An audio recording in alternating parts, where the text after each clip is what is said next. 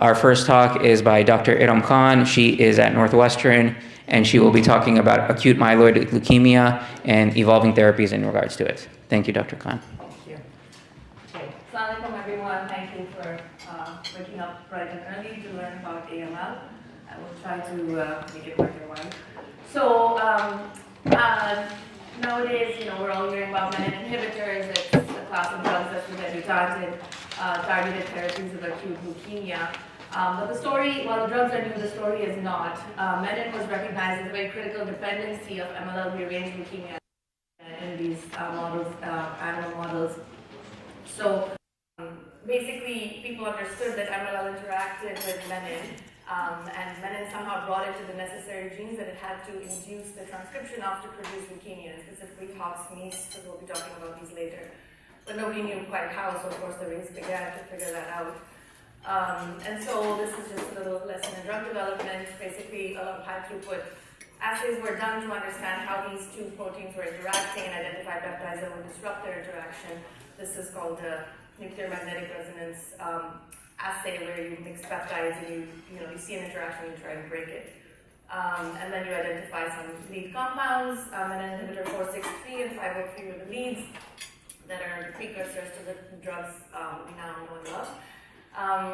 And then subsequently, they use crystallography to characterize exactly where in menin there is a pocket where MLL interacts, and the critical amino acids for this interaction that must be disrupted for success. And importantly, these compounds don't necessarily degrade either protein alone. So treatment of AML cells with this translocation doesn't break down either menin or MLL, but it disrupts their interaction, which you can do when you pull one down and you see the other one's not bound to it.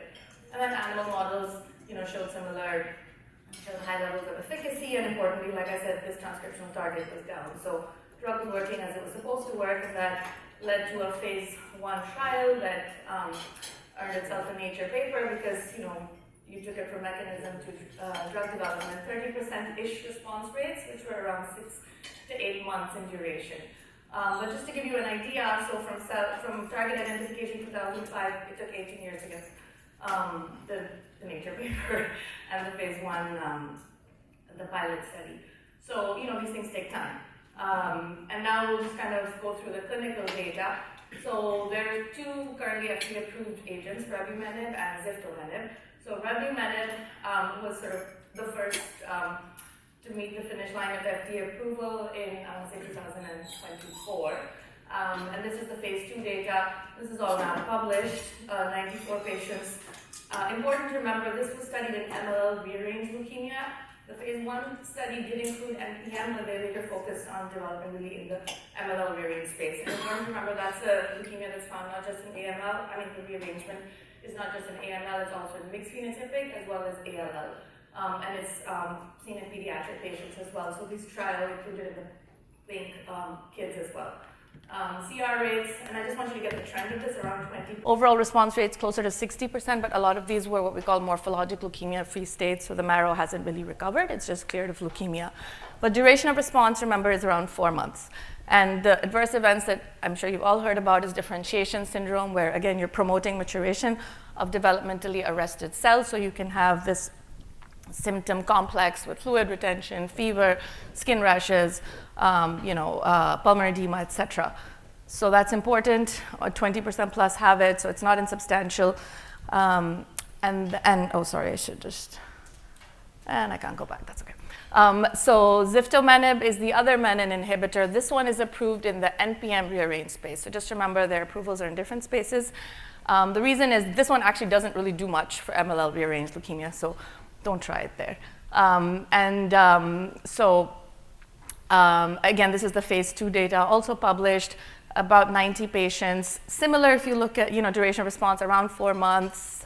Response rates, the CR/CRh, which is sort of the composite CR, where you have some count recovery, is around 20%. But less of the MLFS, right? So the overall response rate's a bit lower, but that's just because you don't get that empty marrow so much. Important that there was a lot less QT prolongation, which is an issue with revumenib. So we'll talk about that in a little bit. And differentiation syndrome, about the same, so 20%. So there's an arms race for menin inhibitor development. And several of these compounds are, oops, oh, sorry, how do I go back? Oh, there we go. Thanks. So enzomenib, for example, is an interesting one. We're using it at Northwestern, so I have a little bit of experience with it. Bleximenib is another one that a lot of places are looking at. Again, phase 1, phase 2 development, but important to show you that they're trying to now expand the indication to other leukemias that are depending on this HOXME signaling, right? So where do we go next? We try and look where we haven't looked before, other pathways that are dependent on these targets. So that includes NUP98 rearranged leukemia. So for those who do more of this is a really bad prognostic subgroup. And so it'll be exciting if these drugs actually work there because they're pretty chemorefractory. And then there are other HOXME-driven leukemias you can actually assay for overexpression to really identify these patients in the context of trials. So just to kind of put the practical considerations head to head as we pick one of these, just remember important stuff, revumenib, MLL rearranged, ziftomenib, NPM mutated. Revumenib has activity in both. Zifto is really mostly active in NPM mutated state. Differentiation syndrome similar, but there's some differences. The ziftomenib does not interact with CYP inhibitors, so you don't have to like go crazy with the azoles and the dosing. There is much less QT prolongation, which is kind of a real problem with some of these drugs. And resistant patterns, we'll talk a little bit about. MRD negative rates important. They're about 60 to 70% for those composite CRs, so pretty deep responses. Okay. The future is, of course, combination therapies, and that's, I think, self-evident given the fact that the responses are around 4 months, they're well tolerated, and overall response rates are, I would say 30 to 50% good, but could be better. So we're obviously combining it with all backbones. So the BEAT AML sort of master study had an arm for NPM MLL rearranged newly diagnosed AML, right? So we're going from relapse to newly diagnosed, which showed pretty impressive, and I just want you to broadly look at numbers. Overall response rates are 85% and 100% for MLL rearranged. This drug is good for MLL rearranged disease. And these are just the waterfall plots, color-coded by NPM versus MLL. The blue curve is MLL, so a little bit better for overall event-free survival. Not a big abrogation of the differentiation syndrome when you give it with aza-ven, but that may be because they're starting it all together. Whereas the Komen 007, which is looking at ziftomenib-based combinations, has 2 arms. Again, the aza-ven arm, the 7+3 arm. There, they were able to cut back the differentiation syndrome a lot. And the way they did it was after 7+3, the menin inhibitor started on day 8. So you've already had some cytoreduction, so I think that probably helps. And again, really high response rates. So whether you use a chemo backbone or aza-ven backbone, response rates are going up. But remember, these are newly diagnosed. And then, as Jurassic Park has taught us, leukemia cells are smart, like life, and they have found a way. So, in 2023, it was reported that from the patients that were treated on menin inhibitor studies, 30% developed mutations. Most of these are in the interface where menin binds to the drug, so they're point mutations.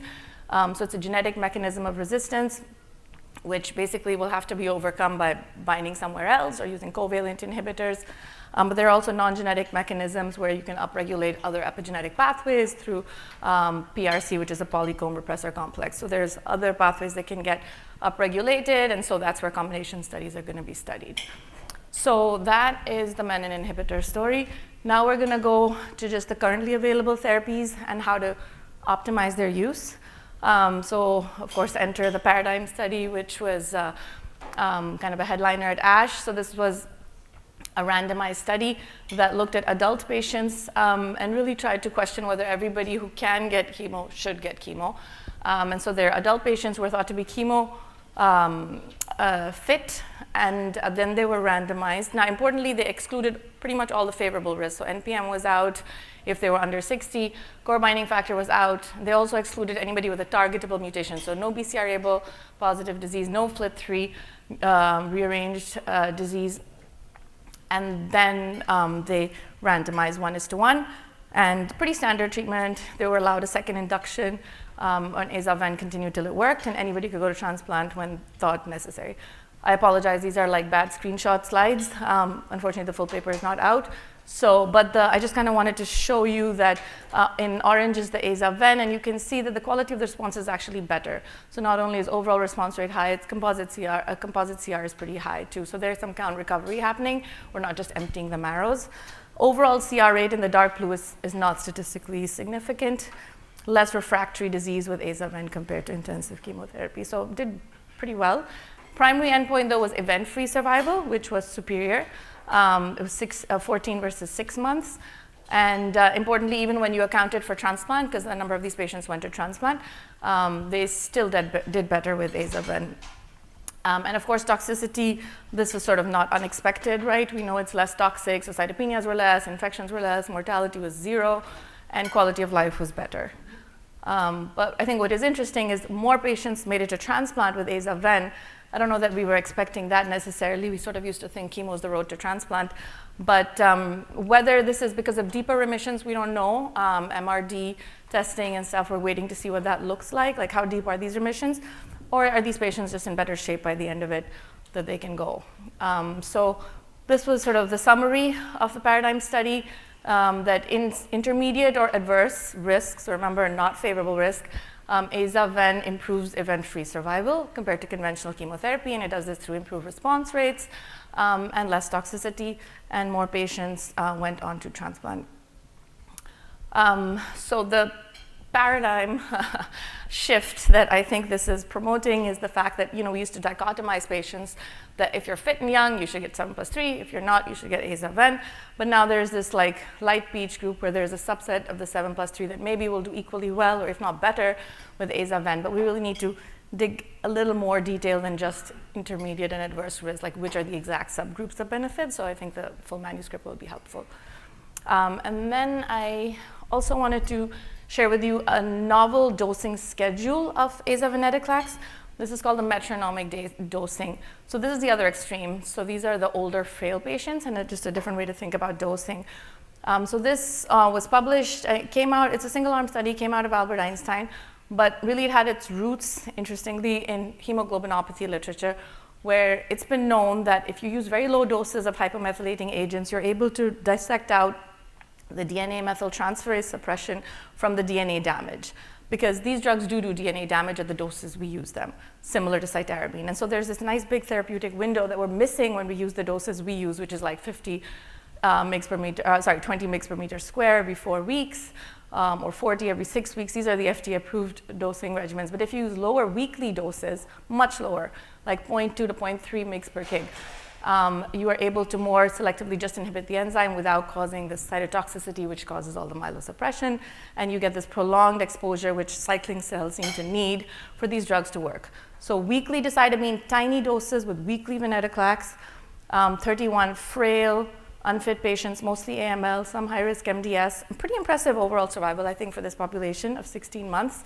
And then the response rates were in the sort of 50% range. And these are CR/CRI, so that's, I think, pretty impressive. And response is assessed after 12 weeks in this study. So just a new way to think about using old drugs.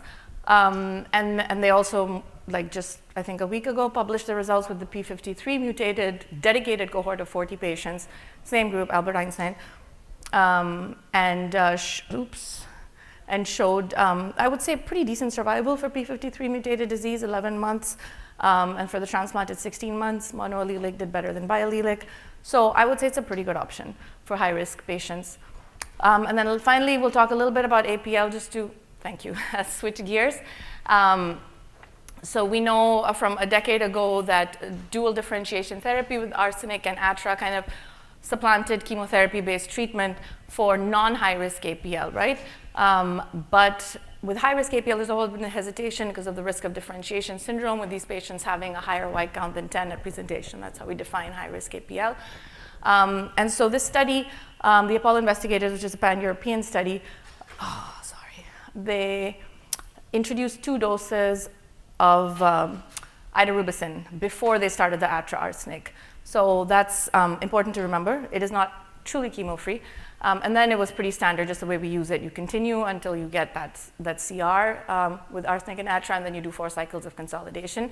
And then comparator was, standard ATRA plus chemotherapy, which is a lot more anthracycline heavy, consolidation, 3 cycles, which are all chemo heavy, anthracycline heavy, and then 2 years of maintenance with methotrexate and 6 mercaptopurine and ATRA. And so as expected, the red bars are the differentiation therapy versus chemo, less cytopenias, interestingly, less differentiation syndrome than chemo. So clearly those 2 doses did the trick, 2 doses of idarubicin. And then the event-free survival and cumulative incidence of relapse were superior with the atra arsenic. And the primary endpoint for this study was 2-year event-free survival, which was met. I think important to recognize these numbers are lower than what we saw in the Lococo study, right? So it is, at the end of the day, a high-risk disease, and there is a 17% risk of a relapse. Those relapses are generally molecular, of course, because these patients are undergoing pretty close surveillance during this time.